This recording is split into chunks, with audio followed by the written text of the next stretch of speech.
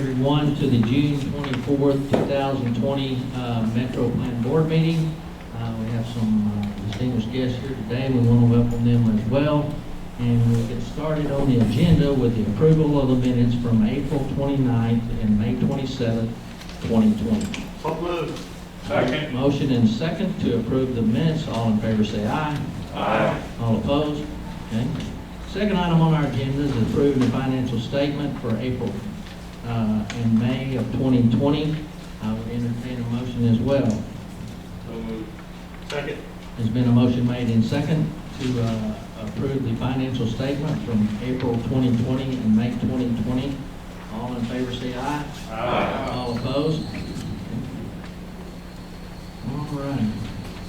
Third item on our agenda, we have a special recognition today, and I'm going to turn it over to Tab and let him make this presentation. Can everybody hear me? Very good. Susan, I'm going to ask you to step forward here. And keep your appropriate distance, naturally. All right. You heard last month that Susan is retired on July 10th. And is that correct? July 10th? And we typically give a recognition to the years of service for all our employees, give to not only the Metroplan staff, but to you as the region. We certainly appreciate that, and since it's 28 years, that's a moment of special recognition. So we have a resolution, if you would be so kind as to adopt it. The resolution reads, whereas Susan Markman joined Metroplan in February 1992 as the then new Ford County Central Arkansas Metropolitan Region was just emerging, and she has served as a valuable member and stable fixture of its staff through what could be called Metroplan's modern era. And whereas through every metropolitan long-range transportation plan, starting with Metro 2020, every transportation improvement plan, every unified planning work program, every Title VI program, through everything in between, Susan has been a constant influence for progress, a champion of the underserved and underrepresented, and an ever-ready advocate for great public outreach. And whereas Susan has also been instrumental in the progress of the agency as a planning liaison to many planning commissions and city councils across the region. And whereas Metroplan board members, you amongst them, will fondly remember Susan for leading and corralling, especially corralling, board members on fact-finding trips to many grand places. And whereas former Metroplan board member Patrick Henry Hayes was so impressed after one fact-finding trip, he agreed to marry Susan. Susan and Bob, I'm sorry. Sorry, Susan and Bob Markman. And whereas all Metroplan staff members, Susan Markman, all Metroplan staff members will remember Susan as a mentor, advisor, and for her cheerful and optimistic attitude she brought to Metroplan. And whereas Susan Markman has further served in local planning capacities in the region as a member of the City of Jacksonville Planning Commission in the Capital Area Zoning District Commission. And whereas after more than 28 years of loyal service, Susan Markman will take her well-deserved retirement from Metroplan on July 10, 2022. Now therefore be it resolved by the Metroplan Board of Directors that the Metroplan Board of Directors expresses its deepest appreciation to Susan Markman for her long career of dedicated professional service for the betterment of our Central Arkansas region, and wishes her and her husband, Bob, the very best of life in a well-deserved retirement. Hopefully duly reported this day, June 24th, 2020.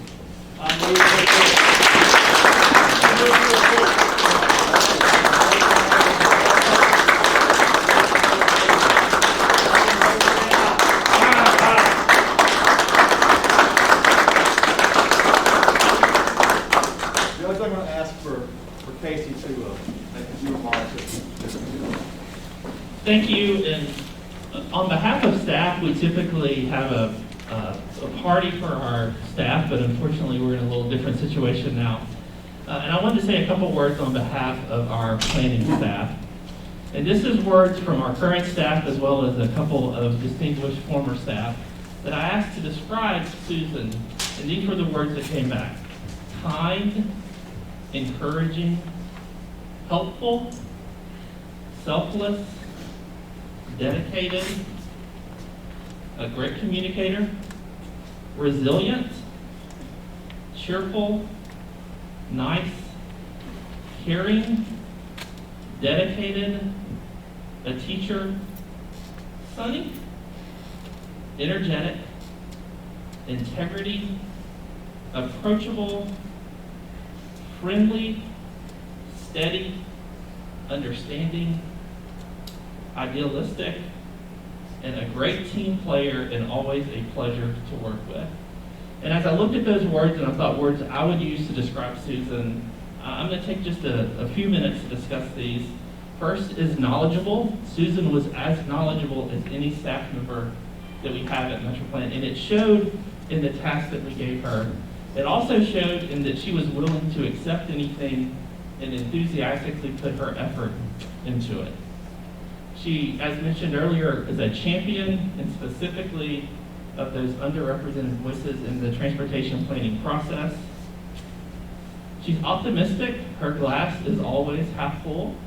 And you saw that when people would come to her and seek her counsel. I can remember when I visited Metroplan 17 years ago for an interview, and I left, and I can remember a couple people, and Susan was one reason, because she just put you at ease. I remember coming, and you still do that, and thank you so much. Our youngest staff all said she's a mentor, so your impact is going to go well beyond your years at Metroplan. And then lastly, every staff member said she's a friend. She was much more than just a coworker. She was a coworker and friend. Thank you for that. Thank you, Susan. Thank you so much.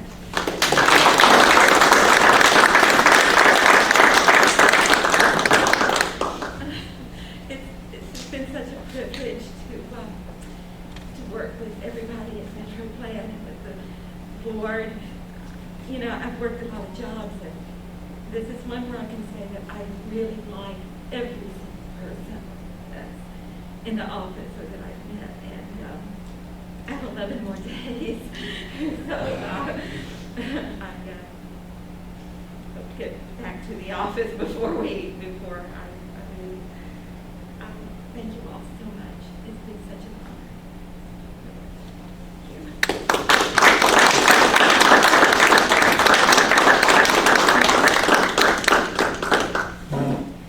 Well deserved, and behind every good organization, and you know, it's the people that make it. And Miss Susan has certainly played that role, and we wish her the very, very best. Thank you. Next item on our agenda is agency reports. Tab. All right, Metroplan, obviously, we have been working the office and with the short staff. It's an odd time, and things have slowed down not only in our office, but working with the various jurisdictions across the state and the various agencies that we do work with. Work still being done, but it's just taken a more gradual pace, and we do it a different way. We've all got more familiar on Zoom and are willing to visit with you at any time if you need us to visit with you via Zoom, or we can still come up and make in-person visits. I did that with Judge Irvin yesterday, and we're willing to do that as well. I know Mayor Gastineau, we talked about possibly having a visit like that. Please take advantage of us. We are still in operation. We can make whatever accommodations we need to assist you do the job you need to do.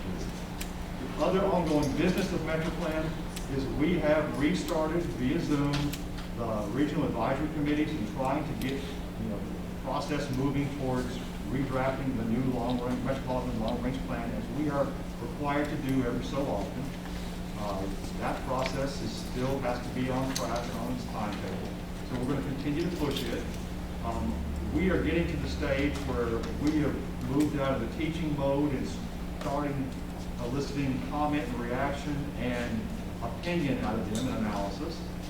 So we'll be getting feedback reported to the executive committee and the board of directors by the various chairmen of the 3 committees that make up the regional advisory committees: the livable communities, economic vitality, and transportation systems. So they will be attending, if not reporting every meeting, they will be attending many of those meetings, and sometimes we'll be reporting to you on what's going on in those various meetings. We did go out with the RFP for the regional trails multi-use path plan consultant. We've got 3 different applications that we will be processing. So we'll be reaching out to those of you. Mayor Smith is designated as a committee to qualify those applications to move forward.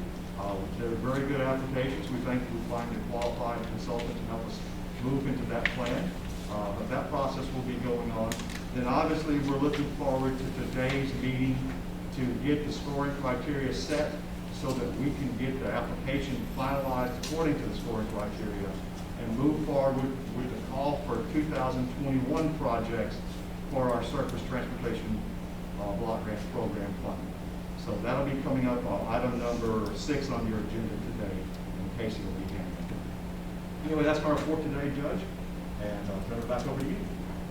Thank you, Tab. Any questions for Tab? Seeing none, we'll move on. Steve with RDOT. And welcome to your first in-person meeting. Yeah, fortunately, I was able to introduce myself to the last meeting for those of you that attended online, but it's just not the same to be able to meet people online versus in person, but we're able to do it. It's sure not the same to do this with this mask on, but we're going to manage. So I'm going to try to be pretty brief so we can let Ms. Lori Tudor give the presentation to us. But for RDOT, just wanted to mention that we are doing a phased return to work right now, but we've been steadily busy. We're still planning projects, we're still designing projects, we're still letting projects. We are constructing jobs, that's not stopped, and we're maintaining our transportation system throughout the state. So throughout this, we, just like everybody, we've had to do things a different way, but we have not stopped. And so we are wide open. A couple projects that were awarded in the May letting for the Karch area is job 06158 Highway 183, Pulaski County line. That's a mill and inlay there at Bryant. We've got another job 061596 North Hills Boulevard to Stonehenge Drive. That's Highway 107, mill and inlay for Sherwood. We've got some jobs coming up in the June letting. One Highway 10 from Reservoir Road to Mississippi Avenue, a mill and inlay there for Little Rock. Another project, Highway 365, Alarm Creek Street, replacing a bridge structure out toward Maumelle. We've got Highway 161 from Highway 67 to 440, a mill and inlay. And another big project, I-430 from Highway 10 to Highway 100, doing system preservation and ITS improvements. And again, I'm getting caught up on this. Some of you may know more than I do about it. That's a project that we're actually going to be doing the dynamic shoulder lane or managed lane on, and so with some other safety improvements, it's going to be a really neat project for us. Some planning studies coming up I wanted to point out. June 28th, we've got the East-West North Pulaski County corridor study. We're going to do a virtual public meeting online, so that's going to kick off at that time. And we've got in July a couple other studies, again, virtual public meetings, and we've done some of these around the state just in the last few weeks, and it's pretty interesting the feedback that we're getting online. A lot of people are using their mobile devices, and so as you know, this is the future of public meetings. Not that we won't have in person, but as far as this public involvement for planning phases, we're having difficulty having people come out when they get off work to attend these type meetings, and to be able to do this online and it be posted on Facebook or different social media, and then people can, at their own convenience, sitting on their couch, can go on and look at what we're planning and make comments. We're really, I see us getting a lot more feedback, so we're really excited on that aspect on these virtual public meetings. So we've got that one come up, Highway 107 study in July, and another one on the Ward traffic signal. So So with that, I'm gonna end it. If anybody's got questions, I'll be happy to, get some information. Feel free to catch me afterward, and I can, try and get any information you'd like. Thank you. Thank you, Steve, and welcome to the meeting. Thank you, sir. Next, is Charles here with the Rock Region? I don't know if he slipped in on us or not. I don't see him. Okay, Brian Day with Fort Rock.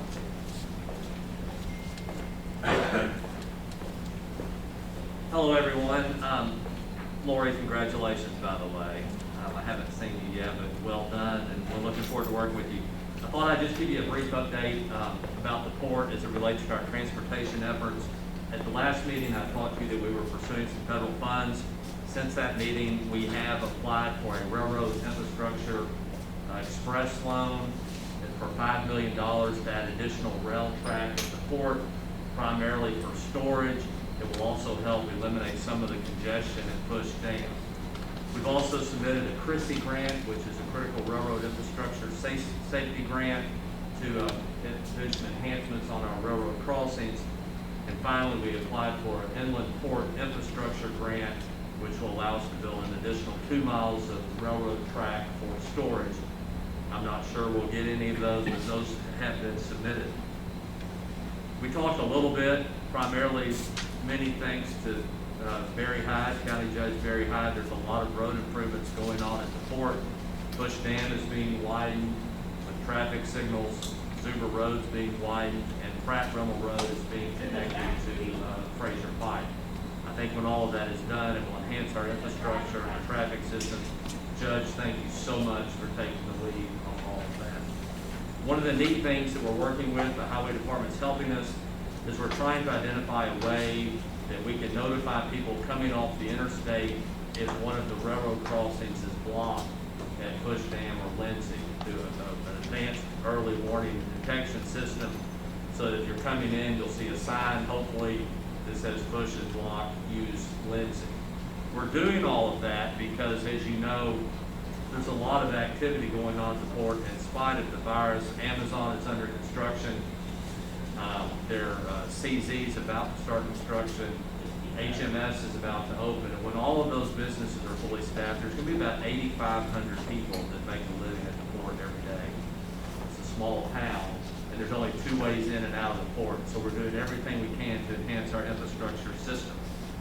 And finally, I would just say that we are beginning to apply. We're finishing up our Tiger grant, which we got in 2016, and we're now putting together an application for a FAST Grant Act, kind of the new Tiger, to redo our original dock and build additional railroad infrastructure.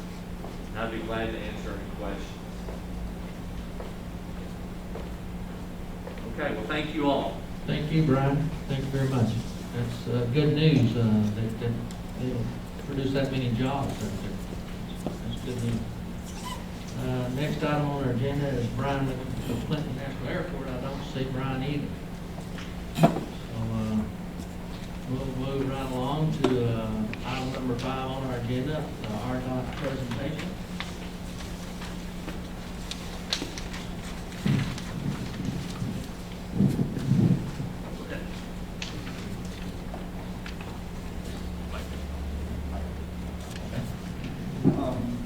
Our guest today, and we are tickled to death to have her, is Lori Tudor, the Director of the Arkansas Highway Department.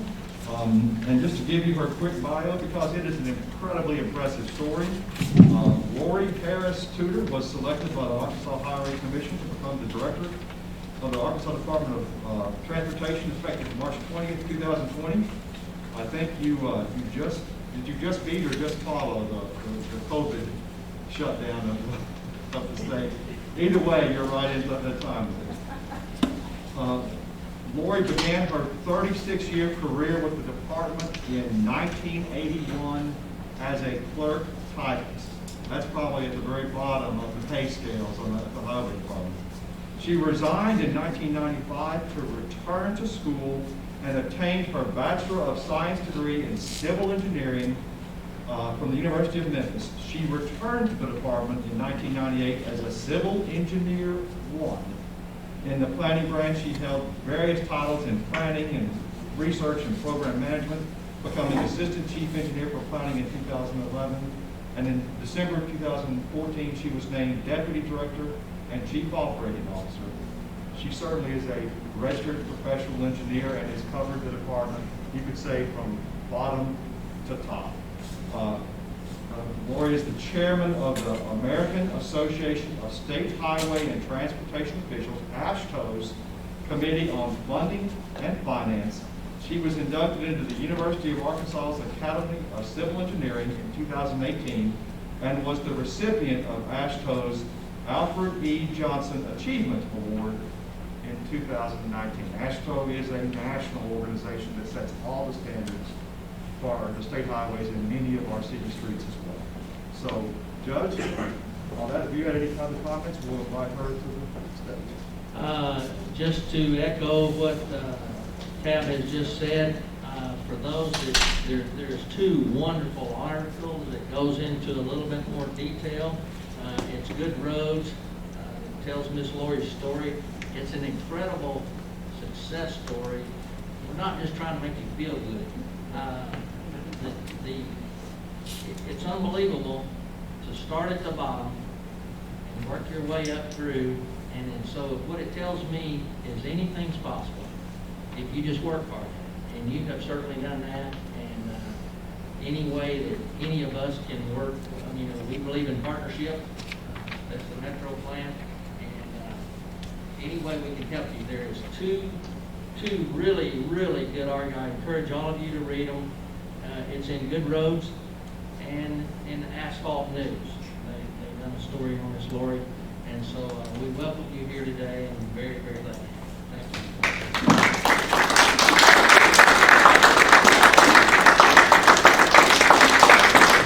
Thank you all for such a great introduction. I always have to agree that I think all your expectations are really high.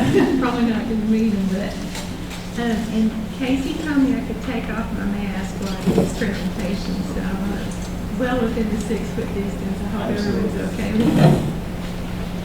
Okay, so we'll get started today. And before I get started, I just want to say that I'm really appreciative to be given this opportunity, because this is exactly the type of group that we want to talk to. We have to get on board and have a partnership with our cities and counties across the state. And the department has always enjoyed a great partnership with Metroplan and everyone that is represented here today. So I want to continue that as director and even enhance that if I can. We're here if you need us, and we want to keep an open dialogue and make sure we do our best to spend the money and spend the highway revenues in the best way possible for this region. So with that, I'll get started. And so let me take a few minutes to explain why the biggest challenge RDOT faces is funding and maintaining the highway system. For the last few decades, we have simply not been able to keep up with needs or meet public expectations as far as the transportation system. We are the 12th largest highway system in the nation, but we're near the bottom when it comes to revenue. And over the next 10 years, we can expect about $9.3 billion in real needs to take care of that system, which equates to $930 million per year in needs. And I want you to remember that number, $930 million, because we're going to circle back to that in a few minutes. Of that, we expect only $4.5 billion in revenue. So we have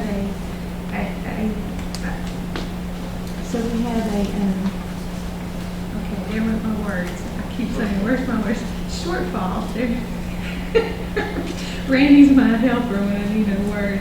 So anyway, we have a shortfall, and these needs are just our real needs. It's just for system preservation. It's not for capital improvements. It's not for like widening I-40 between North Little Rock and West Memphis or those types of things. So our next slide. So how did we get here? Well, basically, our revenues are flat tax on motor fuels and registration fees. They don't rise with inflation. We pay folks at the pump pay the same price whether the gas is $3 a gallon or $1 a gallon. It's just flat. And even with some modest increases in our fuel taxes, we're still very flat when it comes to revenue. When you compare that to general revenue, you'll see that general revenue has increased significantly over time because it is more tied to inflation. So if you look at what we received in 1980, which is about 14.4% of general revenue, if we had kept that same 14.4% and we had increased at the same rate as general revenue, we would be looking at about $930 million a year for state highway revenues. Now that goes back to what our needs are. So today we would not even be having this conversation if our funding mechanism was tied to inflation. Next slide. So we have two problems. One of them is flat revenues, right? The other one is we have inflation. Construction cost inflation has increased significantly over the last couple of decades. Back in 1998, we could do 200 miles with $100 million. Now we can do about 90 miles. So, you know, what we have is a combination, flat revenues and increasing costs. So our ability to meet needs just continues to decrease. This slide just shows you in a nutshell what it looks like for some of the other type works that we do across the state. And that would be like new location, either 4-lane arterials or 4-lane interstates. You can see it's quite a bit all over the board, but these are actually based on bid prices in Arkansas. We generate a cost per mile sheet each year based on weighted average prices on from the bids that we get. Next slide. So this is a table that you've probably seen before, but I just want to remind everybody how much costs have increased since 1993, which is was the last time the federal gas tax increased. And so on both sides, either both state and federal, our problem is the same. And if you look, college tuition has gone up about 379%. A gallon of gas has gone up 137%. But our gas taxes remain relatively flat. So, what do we need to do here? This is an analogy that I think really hits home. If we don't take care of our system in a timely manner, then the roads begin to deteriorate in the substructure, which means we have to completely tear it out and rebuild it, which is reconstruction. So we can either get out there and overlay it in a timely manner and keep the roadway in good working order, good state of good repair, or we can wait until it's completely just falling apart, and then we have to spend a lot more money to fix it. And the analogy that we like to make is that old frame commercial. You can either replace your filter, replace your oil regularly, and do that, and you will extend the life of your engine for a long time. Or you can ignore that routine maintenance, and that engine will go out pretty soon, and then you'll have to pay a whole lot. So that's where we're at. We can either pay some now, a little now, or a whole lot later. And the condition of our system continues to go into the poor category. We just can't get to we've got fair conditioned roads that are going into poor, and we've got fair conditioned roads and poor conditioned roads that we're putting money towards in our program, but we continue to increase that poor condition, as you can see from this comparison. And when you look at what we spend each month for an average monthly expenditure for roads, it's really not that much compared to other services that we don't think twice about. And the way I look at this is, I couldn't imagine living without electricity, gas, cell phone, TV, or internet. That just isn't, anytime our electricity goes out, I think, how did we survive before we had electricity? But shouldn't we ask the same question, aren't roads as important to us as these other services that we have come to rely on so much? So that's the big question for the voters and for all of us. Another thing I want to make sure that everybody understands, and this is to me, it's huge, because the asset of our transportation system, county roads, city streets, and state highways in this state is tremendous. It's a tremendous asset that belongs to the public. And it is tied directly to public wealth and well-being. And if we had to replace, this is for the state highway system alone, it doesn't include the county road system or city street system, but for the state highway system alone, if we had to go out, something happened today, and we had to replace every state highway, every interstate, we would be having a replacement value of about $69 billion. Well, what is the average annual investment to maintain that huge asset in a state of good repair? Just like your house or anything else, you want to maintain it and keep it in a state of good repair, right? Well, it's really not that much. It's less than 1%, but 1% of that is $504 million. And that number was verified not only by legislative audit, but also by the Department's Transportation Asset Management Plan that we do each to comply with some federal guidelines. Next slide. So in 2015,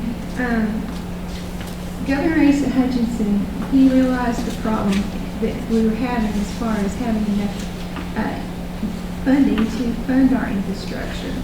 So he issued an executive order to establish the governor's working group on highway funding.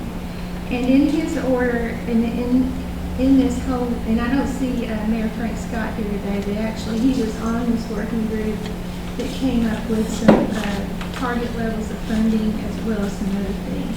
That was one of the best things to come out of the group were these target levels of funding, which showed that we need in the long term $400 million a year to keep up with the state highway system. This is over and above what would be provided to cities and counties. Well, some of our legislators and others were a little skeptical. $400 million additional funding each year, that just sounds, people can't wrap their minds around that, right? It sounds like so much money, but they forget how expensive it is just to widen a 5-mile stretch of road or just to overlay, 10 miles. I mean, it's hard to put all that into your mind and wrap it around it. So they asked if we would be willing as the department to allow legislative audit to come in and do an independent audit of our numbers, our needs numbers and our revenue numbers. And when they got through, they determined that we had $925 million in needs per year and that we could expect about $450 million in revenue. So we have a shortfall of about $480 million a year to take care of the system. Now, again, real needs, not capital improvements, goals, wants, or any of that, that we talk about. This is just to maintain our system in a state of good repair, pavement, bridges, congestion, and safety. So that brings us to where we are today. Some recent legislation in the 2019 general session that we're going to talk about. And this is where the governor unveiled his long-term transportation funding plan.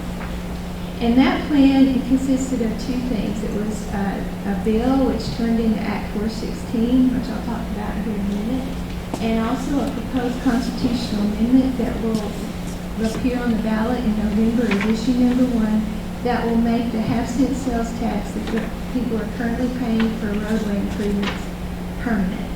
There are 4 revenue sources, which we'll go into in a little more detail in a second. And if the entire package is enacted, if we're successful at the polls this fall, the highway department or the state highway system will receive $300 million additional a year. Next slide. So it's not the $400 million that the governor's working group determined, and it's not the 478, but it is a significant increase in our funding levels that will help us do a lot to take care of our system and to provide some economic projects to promote economic development. So we're very, very grateful for the work the legislature and the governor did to bring us to this point today. So let's just do a little summary of Act 416 so you understand where all the funding is coming from. A nominal increase in motor fuel tax, 3 cents on gas, 6 cents on diesel, will generate $58 million for the department, and I think it was, well, the cities and counties are getting, what, 13 million each? And so that is shared with the cities and counties. And so that's already in place, and we're already getting that revenue. We also increased the registration fees on electric and hybrid vehicles. It's going to bring around $2 million a year into our funding totals, and it's because there's just not that many of those vehicles out there. But it's a fairness issue because they're not paying the gas tax, they're not paying for upkeep of the system like gas-powered vehicles are.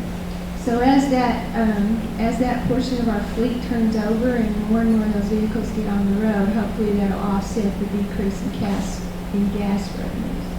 And then we're guaranteed $35 million a year in casino revenue. And so total, that's $95 million to RDOT. And this funding is dedicated only to system preservation, which is pavement and bridges. Okay, next slide. So the next portion of his highway plan was the constitutional amendment, which is now called will be issue 1 on the ballot. And it will be on the ballot in the general election in November, and it will make the House sales tax permanent after June 2023. It will continue to provide about $205 million to RDOT annually, and $44 million to cities and $44 million to counties. So in summary, with that 416 in issue number 1, we're looking at the department of the $300 million a year I mentioned earlier. So what are the benefits of a $300 million per year program, or an additional $300 million?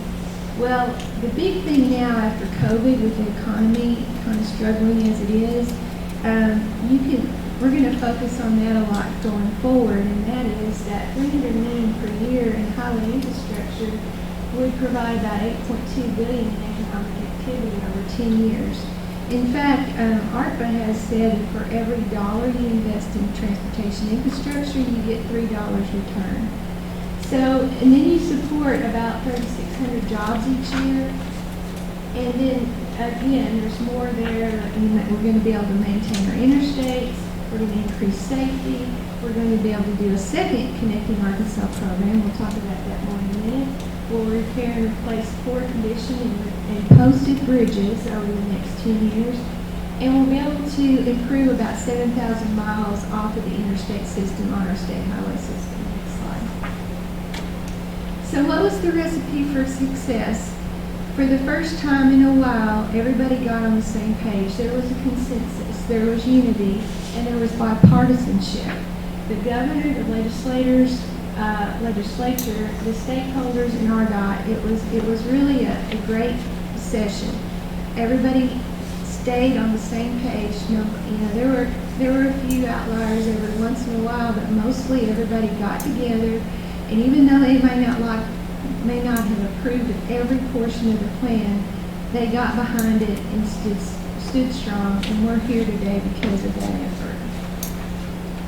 So let's do a deep dive into issue 1. Okay, so we can't campaign for issue 1 as a state agency, but we can educate, and that's what we're trying to do. Educate the public, educate stakeholders, educate our local partners about issue 1 to make sure everybody knows what it means if it passes and what it means if it fails. So what does it mean if it passes? If you vote yes for issue 1, the funding from the current sales tax will continue after June 2023. That's the half-cent sales tax that's currently in place and will expire. If you vote no, then the funding from that current sales tax will just simply go away. It will no longer be part of the funding that we receive for state highways, city streets, or county roads. So if issue 1 does pass, if we combine that with our existing revenues at the state level, we're looking at about $740 million per year. So what can you do with $740 million per year? Well, what the commission did is they looked out over 10 years, and they put together a program called Renew Arkansas Highways. And with that, they determined how they were going to spend the money over the next 10 years. And if issue 1 passes, and we're able to implement the Renew Arkansas Highways program, we'll be able to commit $30 billion in 10 years to pavement preservation, bridge improvements and preservation, $1.1 billion, interstate maintenance, $1 billion, safety improvements, $500 million, and capital and congestion relief of $1.8 billion for 10 years. And we'll go into that a little more detail in a minute. Okay, this is what it looks like. This is what pavement and bridge preservation and interstate maintenance will look like if issue 1 passes. And as you can see, it covers a lot of our highways, almost 7,000 miles of our highways, plus interstate mileage, and then all of the posted and poor-rated or poor condition bridges over the state. So you can see it's statewide. It's going to make a big difference to our transportation system. And then if we take that 1.8 billion and we look at, okay, so 1.8 billion for 10 years isn't really a lot when you're talking about capital improvements and congestion relief, those big major projects. So we looked out 20 years to make it a $3.6 billion program so that we had a plan moving forward if issue 1 passes. So what we'll have is $3 billion for that second Connecting Arkansas program. We put aside some funding for partnering with our local partners and to provide congestion relief and economic development. And then also we took a little off the top for right-of-way and utilities. That's always a big expense. So here's a draft of the state of what a second Connecting Arkansas program would look like. And basically, we're going to pick up where we left off with the first CAP, or Connecting Arkansas program, and continue to progress. We'll be widening, we'll be connecting cities, we'll be building new locations, we'll be extending future interstates. We've got all kinds of things going on here, but I'll focus on what's going to happen in the Metroplan area. So in the Metroplan area, we're looking at several projects that total $520 million over the next 20 years. And that will include some funding of $350 million additional for the 30 Crossing project to complete it.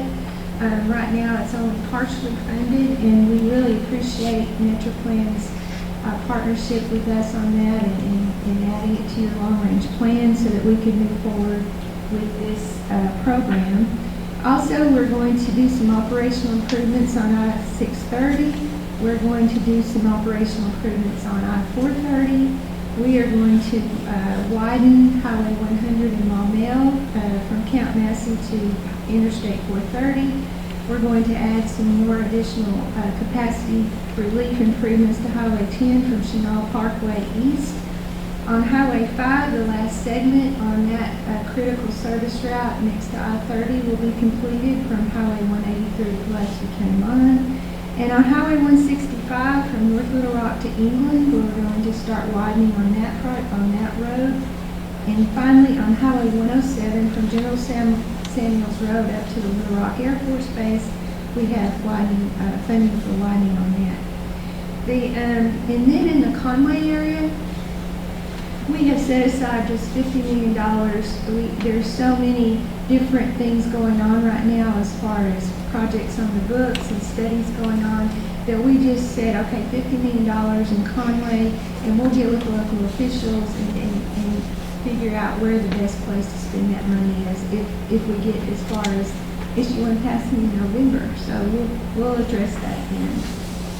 So this is, that's it, okay. So this is just a statewide of Connecting Arkansas Program 2, CAT 2, and system preservation, everything, including what's in the statewide transportation improvement program, or STIP. So you can just see that there's so much that we're going to be able to do over the next 10 or 20 years. Okay, then what if issue 1 fails? The annual revenue expected will drop for state highways to $535 million, so it's going to be 30% less. And so we're just going to have to go back to the drawing board and figure out, okay, under these limited funding, we're going to have limited funding, what should we do with that limited funding? And I'll say that it'll probably be, we'll have to remove a lot of the economic development and major projects. We'll be in the phase of just trying to take care of what we've got. Turnbacks to cities will experience about a 30% reduction. Turnback to counties will also experience the same reduction. If you look at the 4 counties in the Metroplan area, you're looking at a $5.8 million per year loss of funding. The cities within those 4 counties, you're looking at $11.9 million lost per county if issue 1 fails. I mean per city, sorry. Not per city, for all the cities in the 4 county area. Okay, so we like to, before we want to tell the public, we want to tell everyone, one of the things the department has not been, we try to be good at it, but we still have a ways to go, is to kind of not brag on ourselves, but to tell people what we've done. We've done a lot of good things. We have been given 3 opportunities over the last, since 1999. The voters have approved, and we delivered on those programs. We had the Pave the Way program in 1999. In that program, in 1999, I don't know if you remember this, but our interstates were in terrible condition. We were one of the first states that built their interstate system back in the 1950s, and a lot of our interstates were just absolutely falling apart. And we just didn't have the money to keep up. And so the voters gave us approval to issue bonds to accelerate improvements on our interstates. And in 1999, we had 63% of our interstate miles in poor condition. At the end of the 1999 IRP program, in 2006, only 14% of our interstates were poor, and 72% were in good condition. So we made huge progress. We spent about $1.2 billion and improved about 360 miles. So with that success under our belt in 2011, the voters approved again by an overwhelming majority of 81% to allow us to continue that progress. So we were allowed to issue bonds once again to accelerate improvements. And we went out and we not only were the segments of interstate that were reconstructed back in 1999, and now they needed a mill and inlay to preserve that improvement. We were able to do those types of things as well as continue the progress on reconstructing other interstates that didn't get, that weren't selected during the earlier program.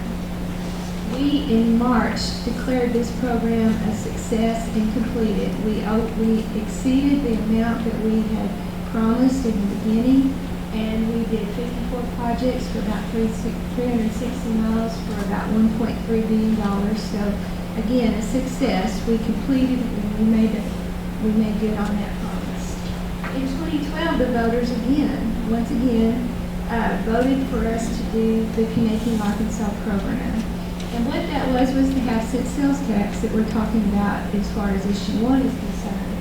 And we're nearing completion of that program. I'm excited to say that I stand here today and tell you that we promised that everything would be under contract by June 2023.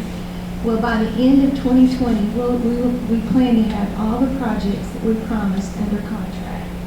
And so we have more than exceeded what we have promised in the Connecting Arkansas program. So we want everyone to understand. And also, we made a conscious effort not to grow state government, even though we were getting an additional $2 billion since 2012 to do this set of projects, this specific set of projects. We didn't hire extra people. We went out to the consultant world and we said, okay, we need supplemental help, but we don't want to hire extra people because this is a temporary tax. This program will be over in 10 years, and we don't want to hire additional people to make it happen. Well, our consultant has done a great job helping the department, and we're going to meet that promise and exceed it. So let me go into a few local updates. And what did the 2011 IRP and the 2012 CAP mean to Central Arkansas and the Metroplan area? Well, first of all, this is a Connecting Arkansas program. It's Interstate 30 widening from Sevier Street down to Highway 70. It is the most expensive traditional project that we've ever let the contract, $187 million for 6 miles. And the reason it was so expensive, there's 3 interchanges that are being improved, along with 4 very long major bridges over the Sling River and the Sling River relief bridges. So this was a very expensive project, a very needed project, and it was funded with the Connecting Arkansas Program revenue.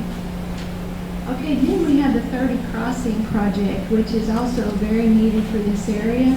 And we were able to do this one with a design-build delivery, contract delivery method. It was our first design-build, and it's underway. The contract's been awarded to our team of Kiewit and Massman. And it'll do 7 miles for $540 million.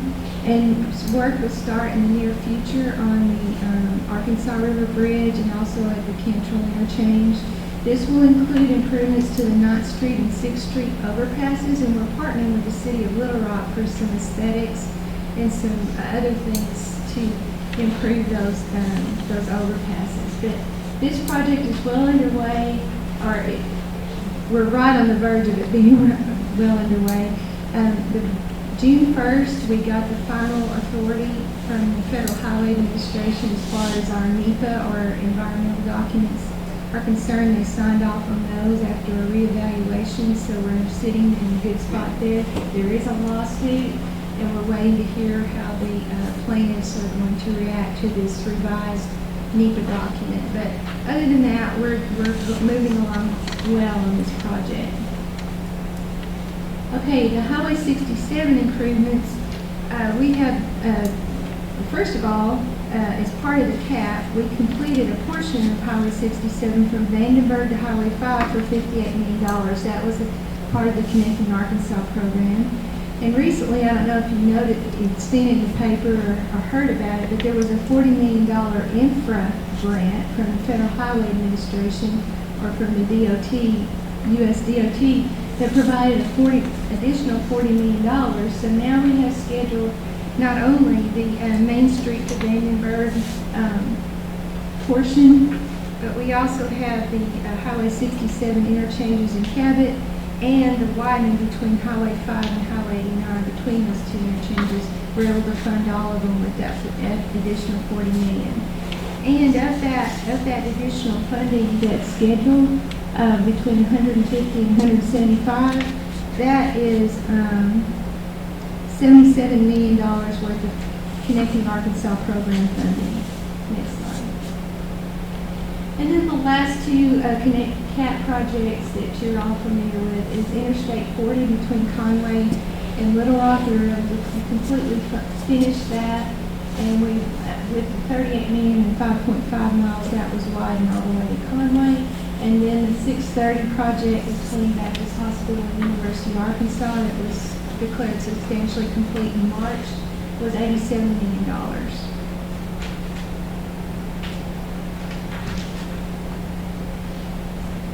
Okay, Highway 10 widening. This is our first construction manager general contractor project that we, and Kiewit was our contractor and we've got them under contract now. There are 11 utilities involved in this project, and we're starting utility relocation. This will widen Highway 10 from Pleasant Valley to Pleasant Ridge Road. It will completely redo the Rodney Ferrum intersection there with a single point urban interchange type design. And so it's really going to help operations in this area. So it's $1.4 million, and it was let to contract for $81 million. We've done quite a bit of pavement preservation over the last 10 years. In the completed category, 54 projects, 237 miles, and $221 million. Of that amount,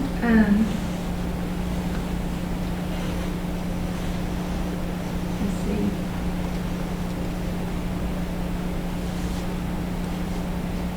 Okay, so of that $237 million, only $61 million was regular funding. So a great portion of that was the Interstate Rehabilitation Program funding that was made available through that program.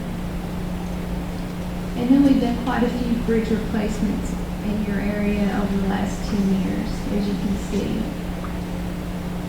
So looking forward, what's next? Okay, so, between now and the 2020 election, we're going to make every effort to educate the public, to educate our partners, our local partners, and everyone about the importance of issue number 1.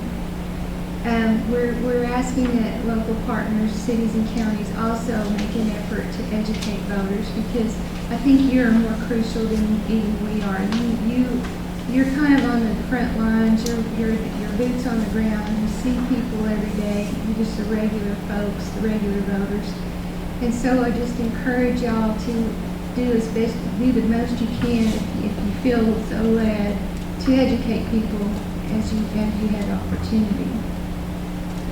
And we're also going to provide support to the Roads and Bridges Coalition. They are the campaign arm of this issue number 1. They're made up of stakeholders and others across the state, and they have been raising money for a campaign that should kick off sometime later this summer.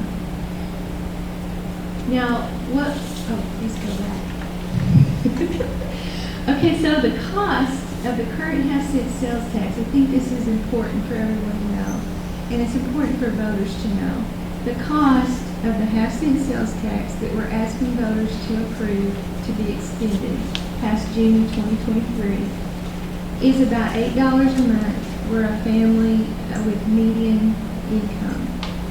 So if a family has a median income of, I think it's just under $45,000, they're paying about $8 a month.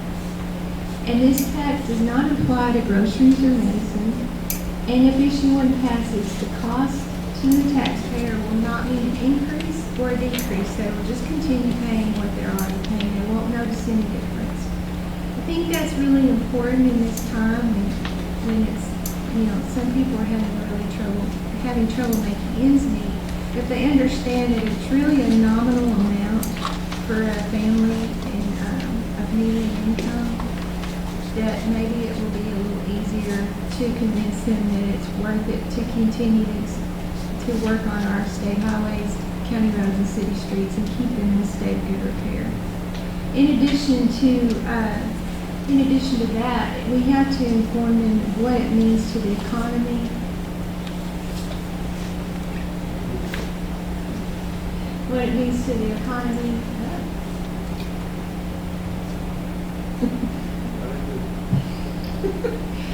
Economy, jobs, safety, and the state of repair for our roads. It's Trying to get a team going, so it's the operator, I'm sure of it. But issue number 1 is very important. It's a full 2/3 of the total program that the governor put forth in the 2019 session. It is imperative for the health of our system, but I will tell you, we'll do our best to educate. We'll do our best to get out there and talk about it and make people aware of the issue so that they can make an informed decision based on facts, not based on what some may come up and try to undermine the real purpose behind issue 1. So we'll do our best, but if the voters speak in November and they say no, that's the way it'll be. And the department is committed to continue to try to meet as many needs as possible within the limited funding we have available. It's just that I'll end on the same note that I started. We can't meet the public's expectations. We can't keep up with our needs under our current funding structure. So this is a very big opportunity. It's exciting, and I hope that everyone in this room will get on the bandwagon and do our best to show voters what they're voting for. I think that's imperative. Whatever their decision, at least it be based on facts. So with that, I'll stop and take any questions. Are there any questions? Comment. Butler County gets about $2.5 million of that half cent. That goes away we're gonna have a hard problem figuring out how to replace that 2.5 meter. Maybe y'all will, because it's big time for us to turn back to the county. Just off the 0.5%. I know, and the department is in a kind of different position because we had to take those funds and we wanted voters to know what they were voting on, right? What am I buying with my $8 a month? What does that mean for me?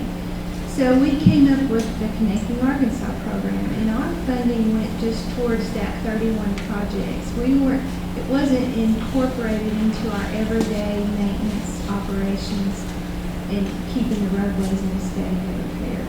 So the counties and the cities, though, that wasn't the case. You just incorporated that. It became part of your overall funding for your city streets and county roads. So I think that's going to be very difficult for our local agencies to overcome if issue 1 doesn't pass. Mayor? Yes, thank you for this presentation. It's a third of our budget, but our vote was pretty much. I think it was really, we passed that we wanted more trails and bikes and pedestrians. It would take away a lot of money that we could match to those trails and things. So it's very important. What I really wanted to ask you is, have you given thought to maybe doing some sort of abbreviated presentation at your city councils and before the court throughout the state as we get? And we've already passed a resolution support, but I think about if you're getting on TV at these, really live streaming on TV, make a few of these just to educate the citizens on some of these high points and how little it does cost a year. Yes. We are in the process, before COVID hit, we were on this, the Civic Club speaking circuit. We had scheduled a lot of events that got canceled to go and talk to folks on a grassroots level about issue 1. And then COVID happened and everything's turned on its head. So now we're stepping back into the game. But what it may be is more Zoom meetings. We're just trying to get back on that circuit and talk to as many people as we can. And in fact, I've done I did a Zoom meeting on Monday to the Springdale Rotary Club, and I've done some others, but we're getting back on there. We hope, and I would like to say this: if any of you out there in the audience today or know someone that wants, we'll be glad to come and speak to your chambers, your city council, whoever. We really want to get out there and talk to as many people as possible. So I put that, it's not an invitation, what is it? We're available, offer. Thank you. He gives me my words. I believe there was one more question in the back here. When we did this last time 10 years ago, RDOT put out a nice little pamphlet that said how much money each city and county would lose. Have you created that pamphlet so that we can use that out in the community? We've got that. We sure do. Do we have it with us today? We've got that information on our website. The Roads and Bridges Coalition has put together that book for us this year. I know that worked out well 10 years ago, showing people here's how much this city loses or how much Boston County loses. It's a little different this time because last time we were able to show, hey, if you vote for it, here's how much more you're going to get. Unfortunately, it's backwards this year. Here's what happens if it fails. Here's what you're going to lose. So it's a little bit different looking. Yes, we have that different. If you can make sure we have that, I've seen the hard copy, but if you can send us the electronic copy, we will send it to the board and we'll have a paper copy the next time we get together. Yeah, I'll get with you with that.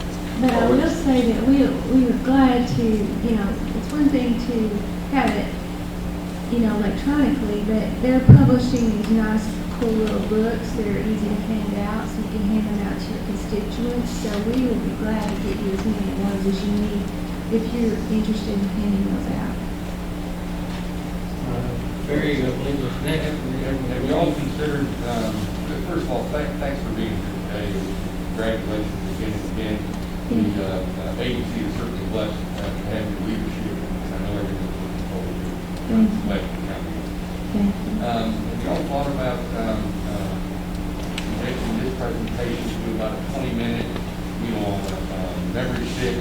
that would be used, not only by the municipalities, but port courts and board meetings, but even for some of those small Rotary clubs and so forth.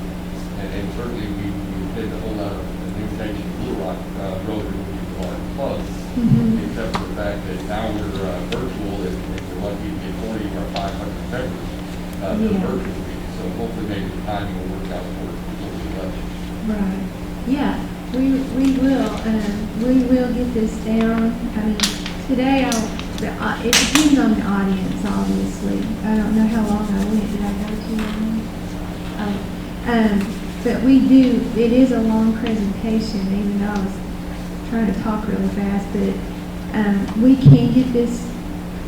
We can get this boiled down to a little bit more of a nutshell and provide that. And what are you asking that we provide the presentation so that you can give it to? So that, and the person to go along with it would be great. But I know for our board, I think probably other boards and city boards, the outside presentation is generally a 20-minute meeting, and although I'm sure that our board members would focus on an hour and a half presentation, county judge probably has a 20 minutes. But I think, at least for our application, I think this is going to be pretty powerful. 20 minutes is good. Okay. Easy to keep interesting and not lose that audience. Okay. Well, we've been working on this presentation. It's a great presentation. Well, what I'm saying is, this is kind of the big picture of everything. Well, now that we've got this, we've been working on refining it. In fact, I finished it up this morning the way I wanted to do it. So now we can take it, bring it in, because we kind of know where the main points are. So we'll definitely do that when we get back and get started. This pamphlet that you talked about, when we share that on Facebook, is it condensed enough where it looks one slide or something, where people see the cons and not, the tags? You're referring to the return back booklet? Yeah. But maybe just for Cabot or? Well, or any city, whatever, share it on Facebook. We reach about 50,000 people to do a good work on Facebook, so we can put that out.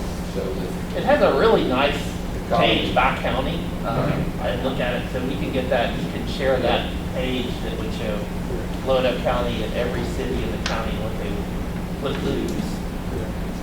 And the booklet that they put out also was very informative. It was real simple, a little booklet put out. And I know we received some of them in our county business association meeting. That's Okay.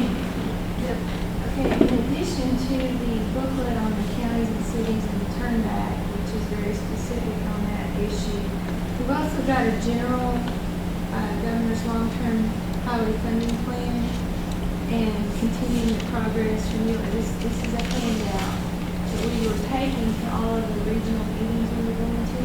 We've got some on the back table if you want to take one. We're more than willing to print these out and give you as many as you need to look over it. But it's kind of in a nutshell what I presented today as far as what issue one is and what it means. So we've got this. Any other questions?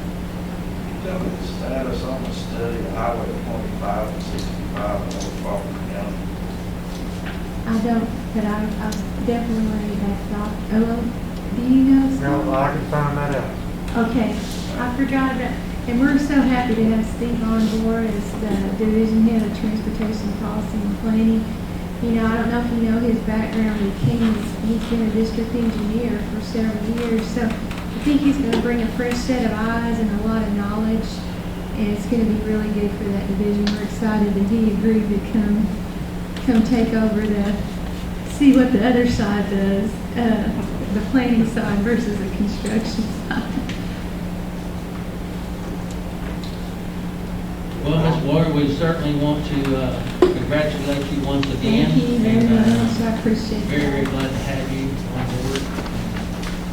We have in our packet a resolution. It's 20-13.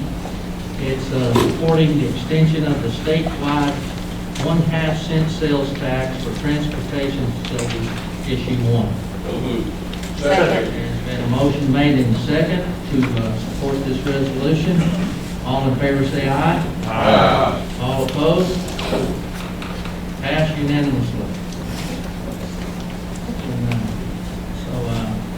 I know that everyone in this room will do everything they can to support this issue because we realize how important it is, not only to y'all, but as a local level as well. And I think it's important that we preach that message, you know, and make people realize to break that $8 down just a little bit further, it's 26 cents a day. 26 cents a day for good roads. So, thank you once again for being here. Thank y'all. So, transportation agenda, item number 6, I believe Casey's up. I'm just gonna leave this up here, and I'm gonna make this fairly quick, but we will certainly answer questions. If you did not pick up, there is a 4-page stapled sheet that has our scoring criteria for our SCP funding that we distribute to jurisdictions within Central Arkansas. We need to have that approved soon so that we can select projects for 2021 and make sure that we're moving forward on those for obligation next September. Since the last meeting, if you'll look over that, the main change is that we have added a county track. After the meeting, we met with the county judges and recognized that there was some uniqueness to their projects, and it can facilitate a separate project. As an example, safety becomes a particularly important factor for county projects, maybe more so. Well, safety is important everywhere, but from a multimodal standpoint, safety can be considered a little bit different in the county portion. So we work with the judges to come up with a separate criteria for counties. We've tweaked a couple of other criteria. I'll answer any questions. Tabs help me on that. We would ask that you consider a resolution to authorize staff to finalize the application and put that out. I would anticipate about a 3-month time period on the application, which would allow us to announce awards this fall and give you approximately a year to get those projects ready for obligation next year. I would entertain a motion. I have a motion. Do I hear a second? Second. Have a second. All in favor say aye. Aye. All opposed? Thank you. The last item is the project obligations for this year. I'm not going to go into a lot of detail on those. I just want to emphasize that we are working with our local jurisdictions to ensure those projects are moving forward. I see a lot of them here today. I'm proud to say that those projects are moving forward. I've also talked to our staff at RDOT. Jesse Jones, who you remember, is now heading up that section in RDOT. We had a conversation yesterday about projects. She assures me that she'll work with Metroplan to make sure that we can obligate those projects and make appropriate adjustments as necessary. And the same thing with Federal Highway. So I'm looking forward to being able to come back and report that we met our obligation requirements in September. I'll answer a question on those, but that's my short report. Any questions on those projects? Seeing none? Put the deadline on those again, I live in a different world. We will finalize the application with your approval, and we will put the dates on that. I would anticipate 3 months, so we're looking July, August, September, so roughly the end of September would be the time frame. Tab, are there any announcements? I will say that we will probably have a working session to help any jurisdiction and their staff go over all those various planning project tracks so that we can take your projects and your staff and familiarize them with how to score projects and how to look at building projects to maximize the scores they can get as you apply. So we'll probably have a work session and extend that out either via Zoom or in person if we find a big enough space for our SVPs to do that, to make sure everybody knows and knows how this is going to operate moving forward. Because it's going to be a change to the way things are done and the way projects are scored and selected as we move forward into the STPG program. So look for that, and that is for you, but it's also for your staff, and the people who will be pulling these projects together for Sonoma. And to emphasize, the first thing to do is to look at the criteria.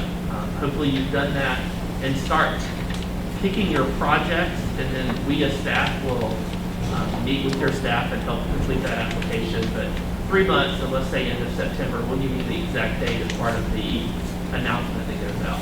One thing we have done, you'll notice, we have broken the tracks in.